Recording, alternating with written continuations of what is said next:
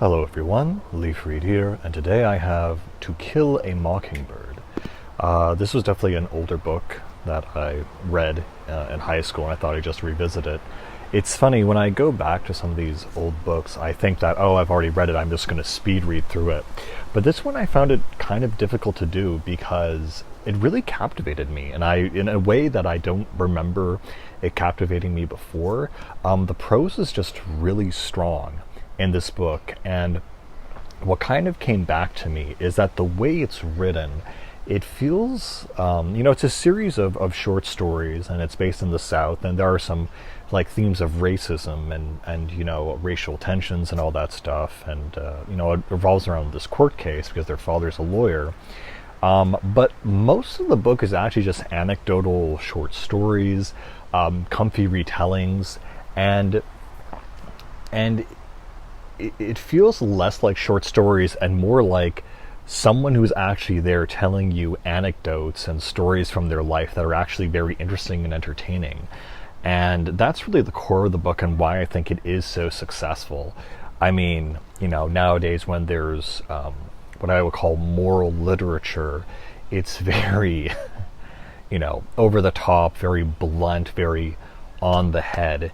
And this is the opposite of that, where yes, there is a moral American racial story here, but it's not something that it's forcing you to interpret.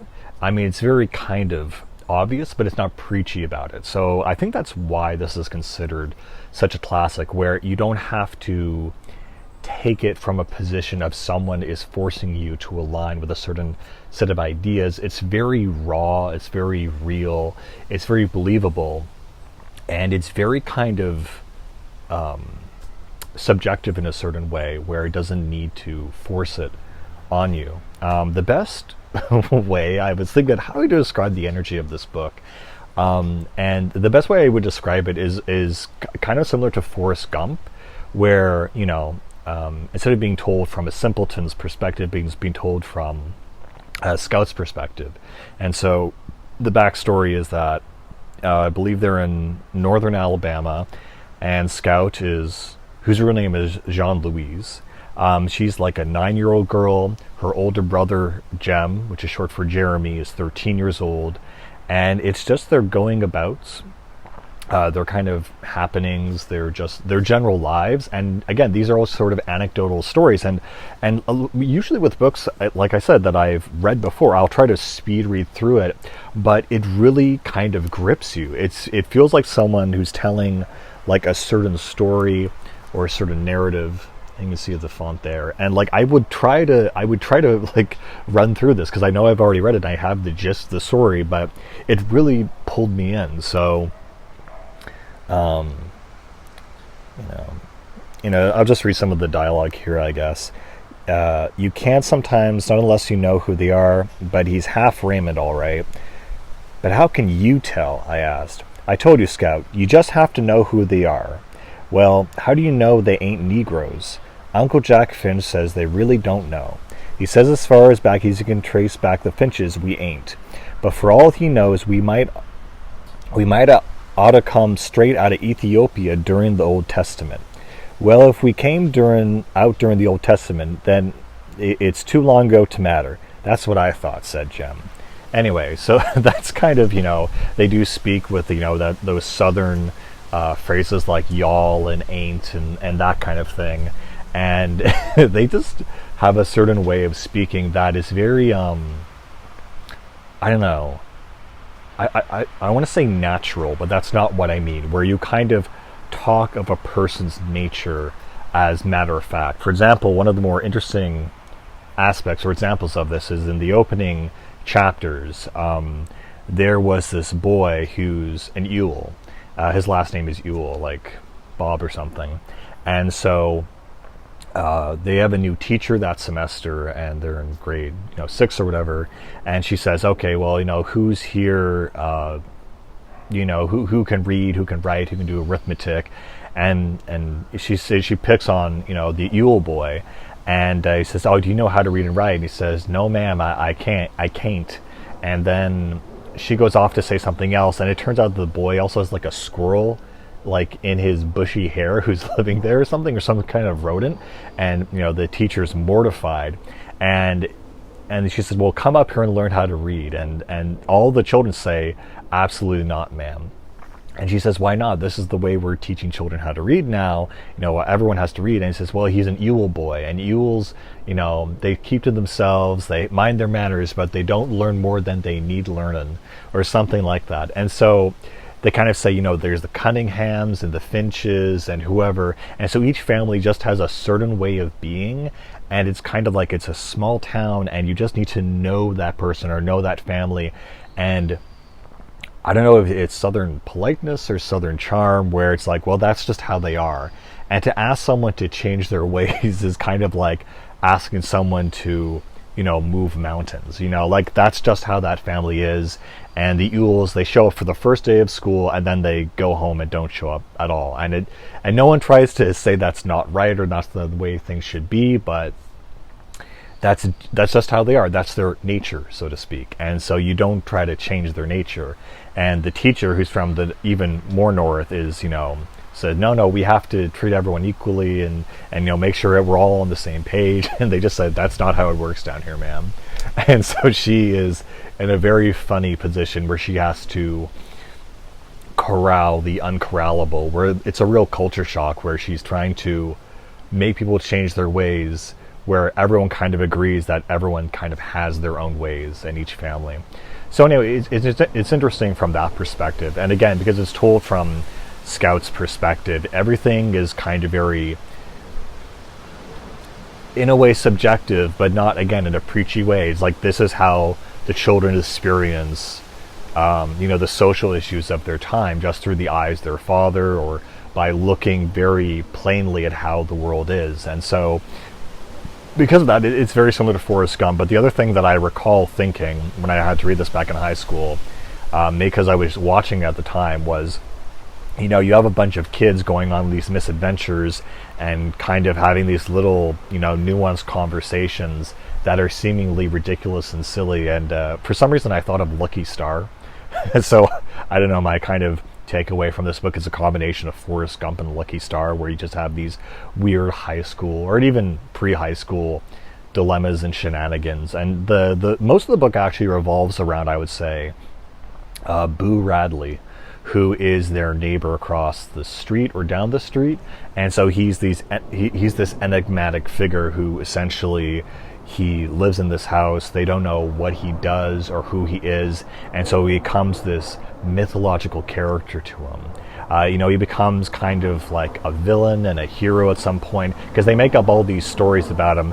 And when one of their friends, Dill, comes over for the summer to come play with them, who's like a friend, they end up playing the Radleys. And so they start imitating all their neighbors, and one of them has to pretend to be Boo Radley, and he's like, the bad one, and they all have to run away from him and stuff. And their father Atticus is very, don't do that, don't make fun of our neighbors that way. And it's just kind of like a slice in time, and it takes place during the 30s.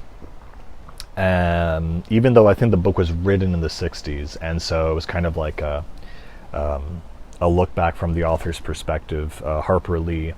And apparently Harper, she wrote the story from her own perspective as Scout, but apparently, as everyone's told me, there's another version where Harper essentially was telling the real story of what she really experienced, which is that she was apparently sexually assaulted by one of the characters in the story, and she was much older than Scout was, and Scout almost gets assaulted in the story.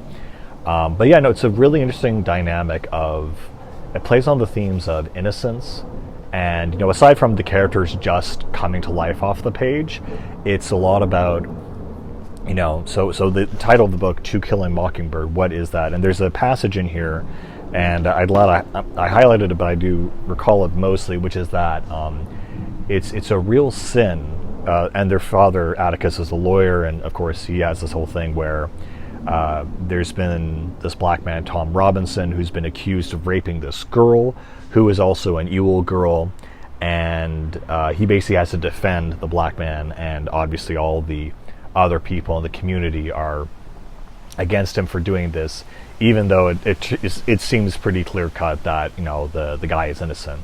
And so where the thing comes from is Atticus is saying to his children that it's only a real sin to kill a mockingbird more than any other bird whatsoever. And the reason for that is that other birds, they might be predatory, or they might steal things like crows or attack other birds. But he says the mockingbird is the only bird that all it does is that it sings. It simply exists and brings song and peace and harmony to the environment. And he says that's why it's a real sin to kill it, because it's completely innocent. And so that's kind of the main theme of the book, what is innocent, what is right, what is wrong. And so to kind of just speed run through the story, what happens is, and it's funny that it like the whole lawyer part, which is, I guess, the main thematic, iconic setting or idea of this book, really doesn't happen until maybe the last third of the book. And then it only has 3 or 4 chapters committed to it. And then even after that, it kind of just like ends and they resume normal life for a little bit until you have the conclusion. And so what that looks like is like it's really interesting how they do the whole court scenario. Like the whole court scenes in this book are really fun, because it really engages you as the reader to that you're deciphering exactly what happened from the testimony as well. And I haven't felt that kind of engagement since Agatha Christie's And Then There Were None, because it invites the reader's interpretation of the events that are unfolding and to find the truth. And so that kind of flirtation or invitation to find your truth, and if it fits the narrative that the writer is going for, that's the most engaging aspect that I've gotten out of books, that I would call almost akin to video game interactivity, where you are building your own narrative and seeing how it fits the narrative of the book. And that's kind of what I really enjoy and what is fun about this book. But anyway, they have this whole thing. Well, the girl and the sheriff say, oh, she was beaten on the right side of her face, and it turns out that the father is left-handed, so that would make sense that they just like, oh, okay, all this stuff. And they say, well, this black guy just came up and just assaulted her for no reason. And then the black guy, he gives his testimony that he was invited in, and it was he was being brought in, and the girl was all alone, and she was making advances on him, and so he got scared and ran, and her father saw them. And so there's the whole other side of the story. And the father basically beat the daughter for trying to sleep with this guy, and because she was super lonely and she didn't have any friends, and so she thought might as well this guy than any other man, because her father is abusive and also hyper protective and doesn't let her out of the house at all. And so that's the other narrative that occurs. And then the other thing, just all the little tidbits it flows, like for example, Tom's left hand or right hand is like gnarled and like shrunken, because he lost it in some kind of farming accident while picking cotton or something. And so you have this aspect, like, okay, it seems even more so that he's more and more innocent. And it ends with Atticus doing the whole Southern lawyer thing, where he unbuttons his vest and says, ladies and gentlemen of the jury, I implore y'all to see the innocence of this man as clear as the daylight. And he goes on this very nice speech. And of course the spoilers, the ending is that they still, despite all the evidence or lack of evidence that he did this, they still claim him guilty. And then again, it's like an interesting, it feels very realistic in this sense, where he's called guilty. Atticus appeals to the higher courts. He thinks he has a good chance to get him off. But then in the interim, while Tom is in the jail, he decides to make a run for it and go over the fence, and then he's shot by the police in an act that seems to be like suicide, that he just wants to run away from all of this and chose to die that way rather than whatever. And he says, they're not going to let me go anyway. And if he didn't get off, then it's rape was a capital punishment in Alabama, so he'd be sent to the electric chair anyway. So it's just interesting to see who's innocent, who isn't, and then after that, because from the court hearing, even though they convicted and gave a guilty verdict for Tom, they conversely, from Atticus's line of questioning, everyone kind of knew or kind of realized the open secret that Mr. Ewell had assaulted his own daughter and was the abuser and the bad guy in the situation. And it goes on all these little tidbits about how he applies for a job and gets fired for laziness or something, that they're a bunch of inbreds essentially. And so the final conclusion of the story is that when Scout and Jem are coming home from their pageant on Halloween, they're actually assaulted by Mr. Ewell, and the one person that comes and saves them is Boo Radley. And so you have this really interesting dynamic where and what happens in that altercation, it looks like Mr. Ewell was stabbed with his own knife. I think the sheriff tries to make this thing where I think what he said would really happen is Jem actually took the knife out of Mr. Ewell's hands and stabbed him himself. And he was able to do that as a 13-year-old because apparently Mr. Ewell was very, very drunk, which even got him the idea to go after Atticus's kids in the first place, which is crazy already. So he was not in his right mind. And then, but I thought there was another thing where Arthur Radley, was the guy who came up and stabbed Mr. Ewell, but I don't think that's exactly what happened. And so, Jem and Scout, after all this time of demonizing this guy and making up stories about him, as kids do, they finally are face to face with him, and he's kind of their savior. And just a really interesting dynamic again, like who is innocent. The person they've demonized this whole time is actually the person who saved them, and he just kind of fades away, and they never see him again after that. And again, there's this whole aspect of who is just, who is innocent. Like, should they go by the law or should they do something else? What's convenient and what's just, and what's right and what's wrong. And it's just a nice story, honestly. It's very comfy. A lot of the other side stories are about there's a rabid dog that gets loose, and they're kind of questioning whether their father is good at anything besides being a lawyer, since he doesn't seem to do much around the community. And there's this rabid dog that shows up that has rabies, and Atticus gets his rifle out and he's able to shoot it in one shot and basically kill it instantly.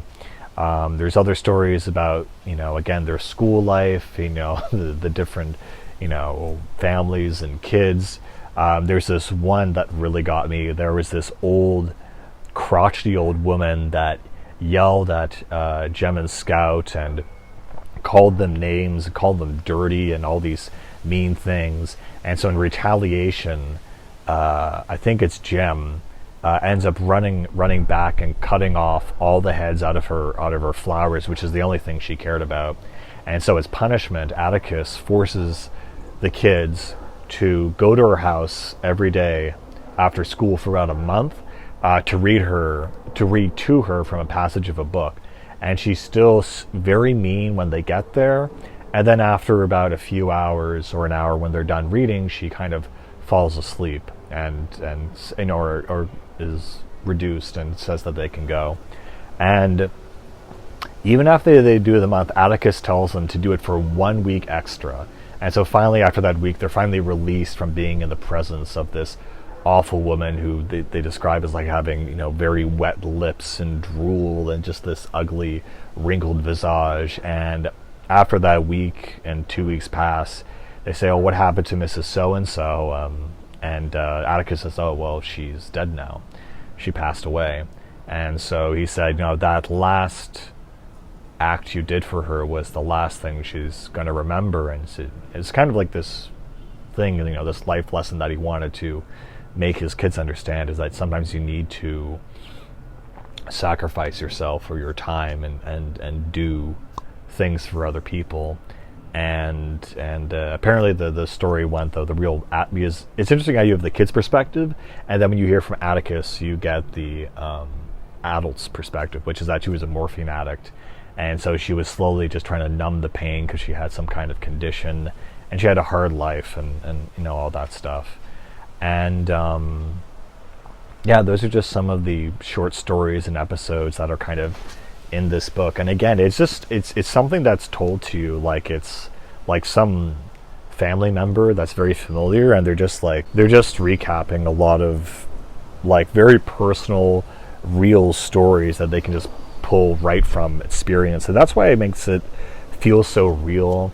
And again, you know, it does get a little bit preachy near the end, just a little bit, but for the most part, it's just these real stories, and it paints a picture of the South and, you know, what childhood is like, and more so coming of age than anything. And again, it doesn't try to say who's right or who's wrong, but it's based on the themes around innocence, maturity, and justice, and, you know, just not like, I don't know, there's something about this book that makes it feel very real and very raw and just very believable, and it doesn't force any ideas or habits or anything. And yeah, it's very easy to read, I would say. It is a bit long, though, on like almost 270, 300 pages, but they go by pretty quick. Like I tried to skip through this book and I couldn't. It really pulled me in on a lot of good aspects. But yeah, you know, that's To Kill a Mockingbird. Not much else to say about it. I mean, shoot all the this is when they get their toy guns, and he says, shoot all the blue jays you want if you can hit them, but remember it's a sin to kill a mockingbird. That was the only time I ever heard Atticus say it was a sin to do something, and I asked Miss Maudie about it. Your father's right, she said. Mockingbirds don't do one thing but make music for us to enjoy. They don't eat up people's gardens, don't nest in corn cribs, and they don't do one thing but sing their hearts out to us. That's why it's a sin to kill a mockingbird. And that's pretty much it. So, nice piece of literature, all around, recommend, and just comfortable, really, to read. Anyway, guys, that's pretty much all I got for this one, and I'll see you later. And as always, keep reading. Bye.